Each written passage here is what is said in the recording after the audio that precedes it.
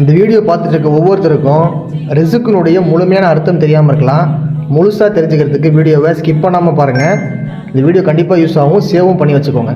ரிசுக் அப்படின்னு சொன்னால் நாம் சாப்பிட்ற குடிக்கிற உணவு வகைகள் மட்டும் கிடையாது. வாழ்க்கையில் நமக்கு தேவையான அல்லாஹ் கொடுத்துருக்கக்கூடிய நம்ம போட்டிருக்க துணி, யூஸ் பண்ணக்கூடிய பொருட்கள், நம்முடைய பெற்றோர்கள், உறவுக்காரர்கள், மனைவி மக்கள், அண்டை வீட்டுக்காரர்கள், சகோதரர்கள், இப்படி எல்லாவித வாழ்வாதார வசதிகளும் அனைத்தும் ரிசுக் என்று சொல்லப்படும். இது ரிசுக்குக்கான ஒரு கிளாரிஃபிகேஷன். அப்போ அல்லாஹ் வாழ்க்கைக்கு தேவையான கொடுத்துருக்கிறது எல்லாமே ரிசுக்கு. இந்த ரிசுக்கு எல்லாம் நியமத்து. இதில் எந்தவித மாற்று கருத்தும் யாருக்கும் கிடையாது. அதே சமயம் அல்லாஹ்வுடைய அருட்கொடையில் நம்பிக்கை இழந்து அல்லாஹ் மேலே தவறான எண்ணம் கொண்டிருக்கக்கூடிய மக்கள் நம்மள இன்னைக்கு நிறைய பேர் இருக்கிறாங்க. அதை நம்ம கிளாரிஃபை பண்ணி ஆகணும். பொதுவாக இந்த உலகத்தில் அல்லாஹ் கொடுத்துருக்கக்கூடிய நியமத்து அது காசு பணம் மட்டும் இல்லை.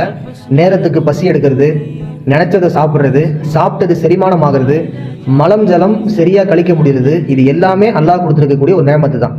உலகத்தில் பெரிய மல்டி மில்லியனராக இருக்கக்கூடிய பல பணக்காரர்களுக்கு கூட முறையான தூக்கம் இல்லை, சரியாக சாப்பிட முடியலை, வெல்த் இருந்து என்ன பிரயோஜனம் அப்படின்னு அவங்களே யோசிக்கிற அளவுக்கு தான் இன்னைக்கு அவங்க வாழ்க்கைலாம் இருக்குது. அதே போல் நம்மள ஒவ்வொருத்தரும் ஒரு ஃபினான்ஷியல் ஸ்டேட்டஸில் இருக்கலாம். இருந்தாலும் நம்மளை சுற்றி இருக்கக்கூடிய மக்களை பார்த்து நான் அவனை மாதிரி ஆகணும், இவங்கள மாதிரி பணம் சம்பாதிக்கணும் அப்படின்ற அந்த எண்ணம் நமக்குள்ள இந்த நாள் வரைக்கும் இருந்துகிட்டே இருக்கலாம். இது ரொம்ப ஒரு மோசமான எண்ணம்.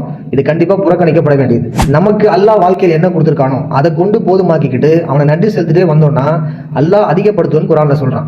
சூரா இப்ராஹிம்ல 7வது வசனத்துல அல்லாஹ் சொல்லக்கூடிய வசனம் இது. ல இன் ஷக்கர்தும் ல அஸீதனக்கும்.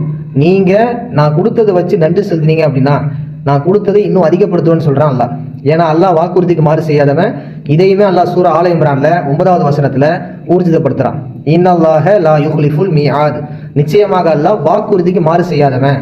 மனுஷங்க மாதிரி அல்லாஹ் வாக்குறுதி கொடுத்துட்டு அதுல மாறு செய்யற ஒரு நபர் கிடையாது, அவன் படைப்பாளன். அதனால நமக்கு அல்லாஹ் என்ன கொடுத்துருக்கானோ அதை வச்சு நம்ம சந்தோஷப்பட்டு அல்லாஹ்வுக்கு நன்றியுள்ள மக்களா வாழ்றதுக்கு இந்த வாழ்க்கையில நம்ம கத்துக்கணும்.